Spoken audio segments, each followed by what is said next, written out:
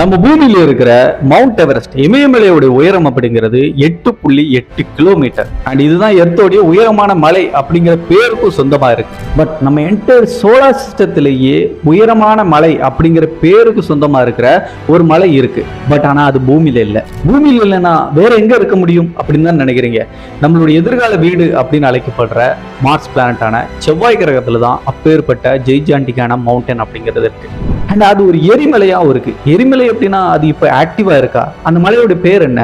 அது எப்படி செவ்வாய் கிரகத்துல உருவாச்சு? அதோட உயரம் எவ்வளவு இருக்கும்? இப்படி எல்லா கேள்விகளுக்கும் விடையா இந்த ஒரு வீடியோ அமையப்போகுது. வீடியோ கொஞ்சம் கூட ஸ்கிப் பண்ணாம ஃபுல்லா பாருங்க. வீடியோ பார்த்து முடிச்சதுக்கு அப்புறம் வீடியோக்கு லைக் கொடுக்கும் வந்துடாதீங்க. Welcome back another new video. நான் உங்கள் சேகர்.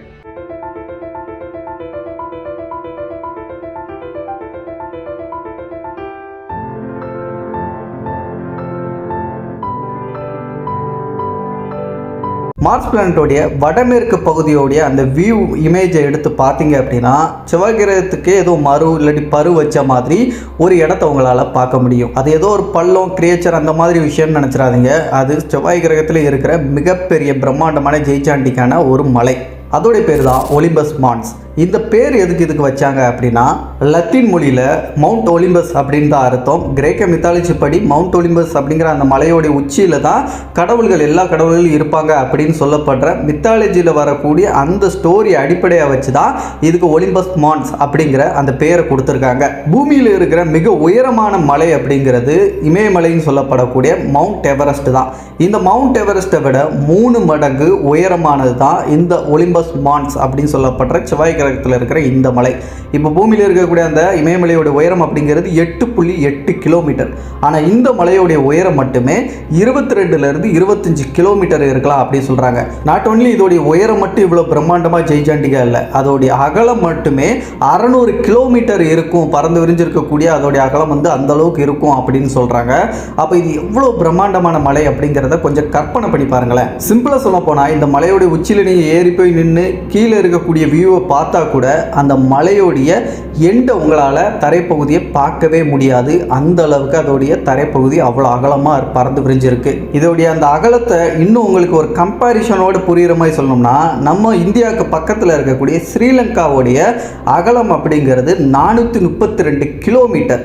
ஆனால் இந்த மலையோடைய அந்த அடிப்பகுதியோடைய அகலம் 600 கிலோமீட்டர் வரைக்கும் பறந்து விரிஞ்சிருக்கு. ஸோ இது கொண்டு போய் நீங்கள் இலங்கையை வந்து அதை கூட மேட்ச் பண்ணி வச்சு பார்த்தீங்கன்னா இலங்கையை தாண்டி இன்னும் சில கிலோமீட்டர் வரைக்கும் இந்த மலை வந்து பறந்து விரிஞ்சிருக்கும். அண்ட் அது மட்டும் இல்லாமல் இன்ட்ரெஸ்டிங்கான விஷயம், நம்ம மவுண்ட் எவரெஸ்ட் அப்படிங்கிற அந்த இமயமலை இந்த மலையோடைய அந்த கிளிச் பகுதி இருக்குல்ல, அந்த கிளிச் பகுதியோடைய நிழலுக்குள்ளே மறைஞ்சிரும். ஏன்னா இந்த மலையோடைய அந்த கிளிச் பகுதியோடைய உயரம் மட்டுமே 9 கிலோமீட்டர். ஆனால் மவுண்ட் எவரெஸ்டோடைய உயரம் 8.8 கிலோமீட்டர் தான். அப்போ அதோடைய நிழலுக்குள்ளே மறைஞ்சிரும் அப்படின்னு சொன்னது கரெக்டு தானே? இந்த மலை மட்டும் நம்மளுடைய பூமியில் இருந்துச்சுன்னா இன்னைக்கு மவுண்ட் எவரெஸ்ட்லாம் ஏறுறதுக்கு நிறைய பேர் ட்ரை பண்ணியிருக்காங்க, நிறைய பேர் வந்து அச்சீவ் பண்ணியிருக்காங்க.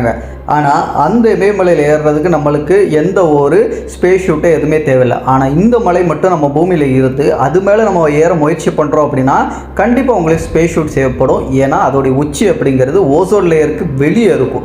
அப்போ அந்த இடத்துல ஆக்சிஜன் லெவல் கம்மியாக இருக்கிற பட்சத்தில் நம்மளுக்கு கண்டிப்பாக ஸ்பேஸ் ஷூட் அப்படிங்கிறது தேவைப்படும். அதே நேரத்தில் சூரியனுடைய கதிரிலிருந்து காப்பாற்ற மாதிரியும் அந்த ஸ்பேஸ் ஷூட் அவசியமாக மாறிடும். பட் இப்போதைக்கு இந்த மலை அப்படிங்கிறது நம்ம பூமியில் இல்லை, மார்ஸில் தான் இருக்குது. பட் மார்ஸில் இருந்து நீங்கள் ஏறணும், உச்சி அடையணும் அப்படின்னு சொல்லிட்டு ட்ரை பண்ணால் கூட ஆல்மோஸ்ட் ஸ்பேஸில் வந்து அந்த உச்சியை வந்து அது தொடர மாதிரி இருக்கும். அதாவது விண்வெளியில் இருக்கிற மாதிரி தான் ஃபீல் கொடுக்கும் அந்த மார்ஸில் வந்து நீங்கள் ஏறணும் ட்ரை பண்ணாலும்.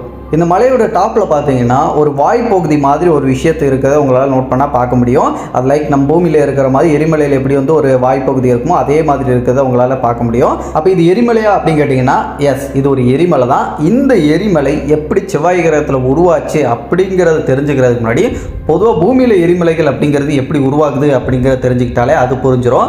இப்போ பூமியில் இருக்கக்கூடிய எரிமலைகள் அப்படிங்கிறது எப்படி உருவாகுதுன்னா பூமியோடைய அந்த தரைப்பகுதிக்கு கீழே பார்த்தீங்கன்னா மேக்மாக்கள்னு சொல்லப்படக்கூடிய லாவாக்கள் அப்படிங்கிறது இருக்கு. அந்த லாவாக்கள் பூமியோடைய அந்த ப்ரெஷர் காரணமாக பூமியோடைய தரைப்பகுதிக்கு மேலே வர்றதுக்கு ட்ரை பண்ணிட்டு இருக்கோம். அப்படி தரைப்பகுதிக்கு மேலே வர்றதும் சாதாரணமாக வர முடியாது. பூமியோடைய அந்த தரைப்பகுதி வந்து சிங்கிள் லேயர் கிடையாது, பல லேயர்களை கொண்டிருக்கும். அதில் தரைப்பகுதி அப்படிங்கிறதும் எல்லாமே ஒரே மாதிரி ஒன்றா இருக்கக்கூடிய லேயர் கிடையாது, தனித்தனி டெக்டானிக் பிளேட்ஸ்களால் ஆனது. ஸோ இந்த டெக்டானிக் பிளேட்ஸ்கள் வந்து நகரக்கூடிய தன்மையில் இருக்கும், நிலைத்த தன்மையோடு இருக்காது. இந்த டெக்டானிக் பிளேட்ஸ்கள் ஒன்றோடு ஒன்று மோதும் போது மலைகள் அப்படி அப்படிங்கிறது உருவாகும். லைக் நம்மளுடைய இமயமலை அப்படிங்கிறதும் ஆசிய கண்டத்தில் நம்ம இந்தியா வந்து மோதும் போது அந்த இம்பாக்ட் காரணமாக உருவானது தான் இன்னைக்கு இருக்கக்கூடிய மவுண்ட் எவரெஸ்ட் அப்படிங்கிற அந்த இமயமலை. ஆனால் இந்த எரிமலை குழம்புகள் அப்படிங்கிறது பூமிக்கு அடியிலிருந்து வெளியே வரக்கூடிய அந்த பகுதியை ஹாட்ஸ்பாட் அப்படின்னு சொல்லிட்டு அழைப்பாங்க. இது 2 டெக்டானிக் பிளேட்ஸுக்கும் அந்த இடைப்பட்ட பகுதியில் வந்து இந்த மாதிரி ஹாட்ஸ்பாட் அப்படிங்கிறது உருவாகி அது வழியாக எரிமலை குழம்புகள் அப்படிங்கிறது வெளியேறதுக்கு ட்ரை பண்ணி வெளியே வரும்.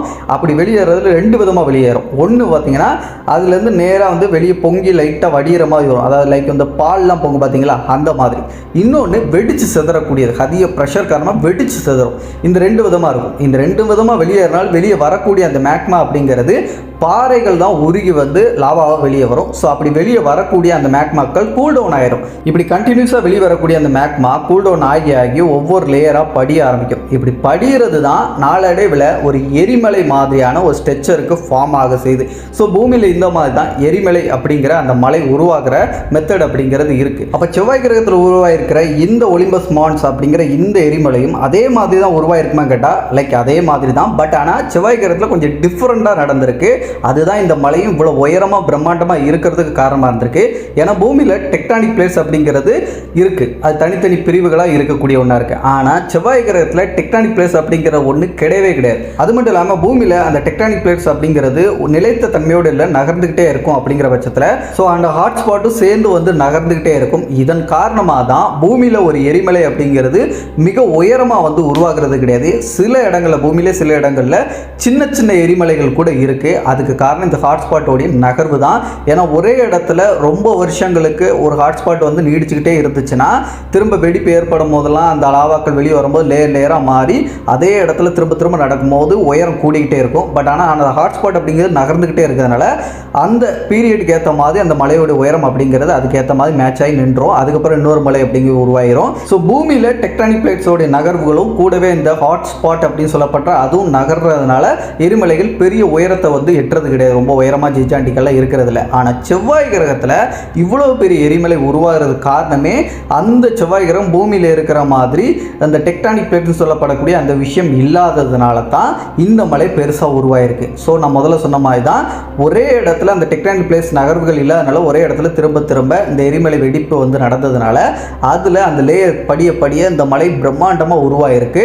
ஸோ ஹாட்ஸ்பாட் அப்படிங்கிறது கண்டினியூஸாக ஒரே இடத்துல இருந்ததுனால தான் இந்த ஜெய்ஜாண்டிக்கான மலை உருவாயிருக்கு. ஆனால் இப்போ இந்த எரிமலை ஆக்டிவாக இருக்கா, கடைசியாக எப்போ ஆக்டிவாக இருக்குது அப்படிங்கிற ஒரு கேள்வி வரும்ல. ஆக்சுவலாக இப்போதைக்கு அது ஆக்டிவாக இல்லை. பட் ஆனால் சாம்பிள்ஸை கலெக்ட் பண்ணி பார்த்த சயின்டிஸ்ட்டுங்க அதை ஆய்வு பண்ணி பார்க்கும்போது அதோடைய சாம்பிள்ஸில் ஒரு லாஸ்ட் ஒரு 20 to 30 மில்லியன் வருஷங்களுக்கு முன்னாடி வரைக்கும் இது ஆக்டிவாக இருந்திருக்கலாம் அப்படின்னு சொல்கிறாங்க. அது மட்டும் இல்லாமல் இந்த எரிமலை பூமியில் வந்து வெடிச்சு சிதறும்ல எரிமலைகள் அந்த மாதிரி வெடிச்சு சிதறக்கூடிய எரிமலைகளாக இருந்திருக்காது. வெளியே அப்படியே லாவா வெளியே வந்து வடிஞ்சிருக்கிற மாதிரியான ஒரு எரிமலையாக தான் இருந்திருக்கும். இதை ஷீல்டு வால்கனோ அப்படின்னு சொல்லுவாங்க. இந்த மாதிரியான வால்கனோக்களை வெடிச்சு சிதறாத வால்கனோக்களை அந்த மாதிரி தான் அழைப்பாங்க.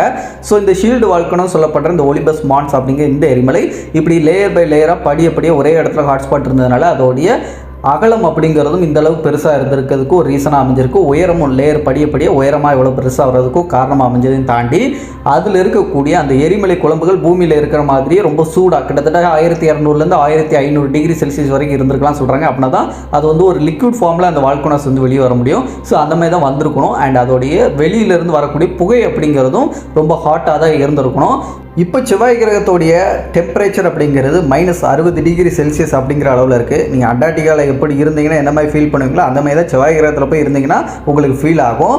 ஸோ அந்த ஃபீல் கொடுக்கக்கூடிய இப்போ இருக்கக்கூடிய அந்த டெம்பரேச்சர் இந்த எரிமலை ஆக்டிவாக இருந்த டயத்தில் இந்த எரிமலை சுற்றி இருக்கக்கூடிய அந்த பகுதிகளில் அந்த புகை அப்படிங்கிறது கொஞ்சம் வெப்பமாக இருக்கும். அது வெளிப்படுத்தக்கூடிய அந்த வால்கனோலேருந்து வரக்கூடிய அந்த வெப்பமும் அதிகமாக இருக்கிறதுனால ஒருவேளை உயிர்கள் வந்து இருக்கிறதுக்கு ஏற்ற மாதிரியான அந்த என்வரான்மெண்ட் இந்த எரிமலையை உருவாக்கியிருக்கலாம், அந்த டயத்தில் இருந்திருக்கலாம் அப்படின்னு சொல்லிட்டு ஆய்வாளர்கள் சொல்கிறாங்க.